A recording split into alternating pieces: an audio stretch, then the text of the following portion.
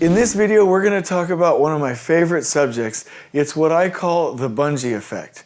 And I'm going to show you why the recoil of trade stacking and trade burdening is really detrimental to trade partners and to your project. You're going to love this concept. You're going to love this video. Stay with us.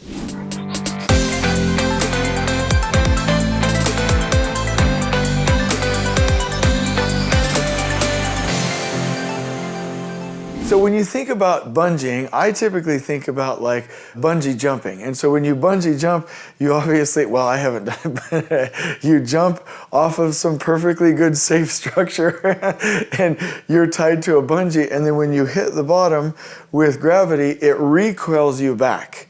That same effect happens to us in construction whenever we try to trade stack or trade burden. And this is the one key thing that people do not know or do not realize in construction. They think that you can just stack trades and we're going to be fine. All we need are additional resources, and that is a dangerous thought because it hurts people and it will make sure that your project does not finish on time. So let's go ahead and look at this. Let's say from an example standpoint that you have time on the top and location on the left. Let's say that you have 3 zones in this little example that I'm going to show you right now. And let's just say that there's a time period 1, 2, 3, and 4 and 5. Just imagine that going out to the right.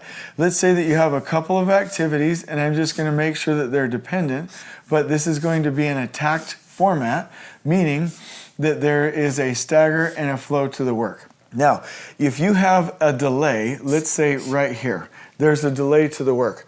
We have a problem. That problem means that this activity is going to shift to the right. Typically what we attempt to do, and I'll draw it with my black marker, is we say, oh, let me just go ahead and move this over. This will now need to be here, right? And this will now need to be here. The problem with this is, now we have an overlap. Let me carefully draw this. Now we have an overlap between these activities, the way the general contractor is intending this. Now, let me just be a little bit not critical with this. We've all been taught this. We've all been shown this. When we grew up, me, all of us, in construction, we were taught, hey, this is not a big deal. If we need to recover, just tell the trade partners to recover. Just tell them to work the weekends, work overtime, whatever the case may be. So I'm not saying that it's inherently evil, because that's what everybody's been taught. But it's not possible, okay? It's not, let me just say this. If it took a crew a certain amount of time to do the work in the first place, right? So let's say that this took, let's just hypothetically say it took 5 days. Now, after a delay, we're asking that crew to do this 5-day work and for about 3 to 4 days, do double that work. So the same crew, right? The same people, the same capability, the same speed, we're now asking them to do twice the work. And we think that 1 or 2 hours in the evening for overtime is going to fix it, or working Saturdays or Sundays when you're only like at 40 to 60% productivity, if people even show up, is going to magically double that. Well, it's not. And here's the thing that I wish everybody in construction could see and would remember, because it's not easily seen. So I'm just giving us a little bit of a pass here. If you try to do this, and I say try on purpose, if you try to do this, it won't work. There's this like, and it's not imaginary, it's real, but I imagine this like slingshot, or you can imagine it being like a bungee, whatever you want to do, that's going to recoil this activity right here back. And I'm just going to list these off the top of my head. When you attempt to stack, now you need more people. When you need more people, now you have larger teams that are doing batched work all over the building. And when you're doing batched work, you have context switching, which means you're losing productivity. You have larger team sizes. Larger team sizes mean that you have more difficulty in communication. More people means that you have changes in crew composition, which loses you productivity.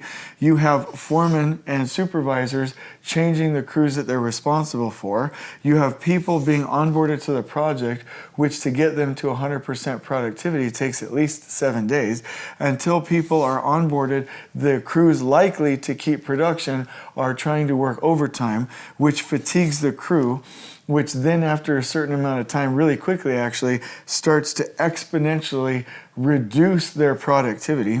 When they're running around the building in this fatigue, they now are not installing work right the first time, which means that they're riddled with rework, which means that they are distracted, which means that they are no longer removing roadblocks ahead of the work, and you have stops and restarts. So there's at least, and I'm just going to put 14, I've counted them, there's at least 14 productivity principles that are going to recoil that activity back and really give you a hard time. And these 14 things, the concept of just adding more people does not speed you up. Adding ready and trained and oriented and aligned people can speed you up, but that's typically not what happens. That's going to recoil that second activity to where it would have been better to just cascade the delay and to have moved these out at a normal pace so that we can maintain trade flow. So here's the key. Some of you are thinking to yourself, Jason, I understand this concept, but doesn't adding more people really make you go faster? Well, let me answer that right now. So when you have an activity, and I'll just symbolize this as activity with an A, and let's say that this takes 3 days. That's actually not what your duration will really be. You also have another little box, which is labeled V for variation, and you have another box over here that I'll label P for productivity loss. So really, when a crew goes and does an activity, the duration isn't 3, it might be 4 or 3.5 at best, but you have the time here for the activity itself, and then you have the time here for any of the non-value added items, any variation that the crew experiences, any productivity loss, okay? So if you went and took this very same duration and you said, hey, I'm gonna add more labor, let's just say I'm gonna add 4 more people to this activity. I'm going to prove Jason wrong. I'm going to show Jason that there is no bungee effect, that it will not recoil, that I will not be in trouble. And you add those 4 people. I'm just going to put plus 4. Your activity duration will narrow. It will go faster. So I give you that. I admit that.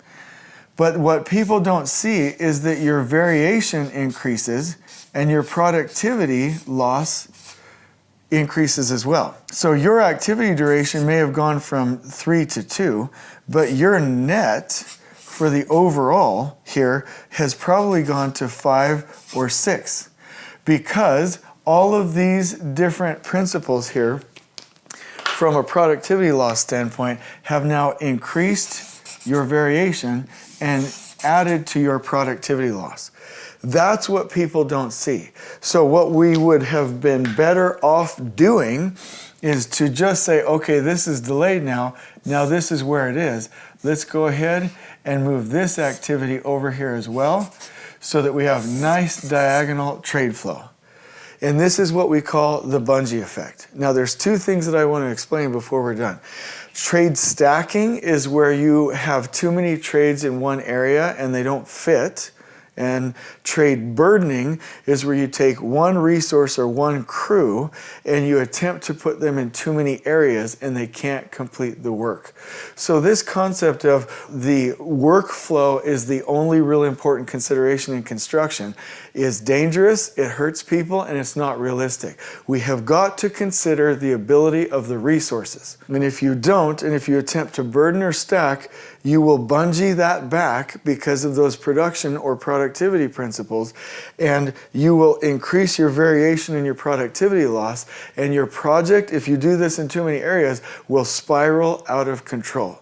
So always remember on your construction projects the bungee effect, and do it right. Make sure that you delay into a buffer, which I want to show you right now. So you're probably thinking to yourself, Jay Money, hey, I appreciate you telling me that concept, but now what do you want me to do, right? Just remember that in the Takt Production System, let's say that you had an area with only 2 zones, right? And it had this much work to do. Let's say you had 3 wagons. Let's say that you went and you changed that to 4 zones. So you have 1, 2, 3, 4, okay? So now you've split that in half. So from a simple sketch standpoint, you've got half of that duration, and now this is what your takt plan looks like, okay? Let me just go ahead and draw this, and I'll take the other split durations as well, and do that, and your other split durations as well, and finish that out. You can see that your project finishes sooner than with the 2-zone strategy. So this is called Little's Law. You have 1 zone, you have 2 zones. If you go to smaller zone sizes, which means you have 1, 2, 3, 4, for the same overall area, with the same trades, the same durations, the same crew sizes, the same everything, right? And you actually split them up and run your work through those zones, you will have a shorter end date because these other trades are starting sooner. Now, the reason this is important is that in the Takt Production System, most of the time when we have projects, we have stipulated end dates that are somewhere out here. And for those phase milestones or the end milestone, we have the opportunity in the Takt Production System to run this zoning strategy through the calculator and to see what is the ideal strategy. The reason this is important is that you can gain buffers in your overall sequence. You have to have these buffers. I know what you're saying to me or what you're thinking right now. Jason, our owner won't let us have buffers. It's not in the contract. Hey, your contract had better be, and we teach this in our TPS courses, your milestone had better be at a responsible end date, and you had better be able to get those buffers by attempting to go faster by having a different or a more modified zoning strategy. So that when this activity delays over here to the right, we can delay the rest of these and simply eat into a buffer at the end of our norm level phase, at the end of our sequence, okay? So that is what I'm asking you to do. When this moves over here to the right, don't stack them, cascade that delay and eat into a buffer. Now you might be thinking to yourself, whoa, whoa, whoa, whoa, whoa, like our owner is going to expect us to recover this. There are some things that you can't recover. You can't magically get more people in the industry. You can't magically have another crew that's trained and ready to go show up out of nowhere. You can't overburden people and have them do just as good of work or quality work, and you can't just magically make the delay go away.